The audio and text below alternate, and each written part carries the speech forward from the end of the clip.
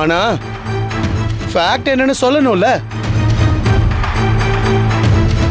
என்னடா உன் fact? DD அர்ஜுனை எப்படி விரும்புறாளோ அதே மாதிரி ஒரு பர்சன் அதிகமாவே பவியும் அர்ஜுனை விரும்புறா.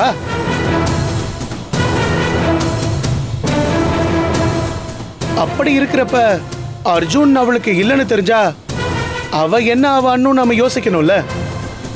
அவன் என்னன்னா நமக்கு என்னடா?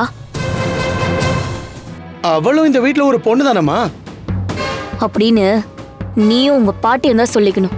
எங்களை பொறுத்த வரைக்கும் அவ யாரும் ஏதோ ஒண்ணு டிடி விரும்புற மாதிரி பவியும் அர்ஜுனை விரும்புறா. ஆனா இதுல யாரோ ஒருத்தருக்கு தான் அர்ஜுன் கிடைக்க போறான். ஒருவேளை டிடிக்கு அர்ஜுன் கிடைக்கலனா உன் தங்கச்சி சூசைட் பண்ணிப்பாடா.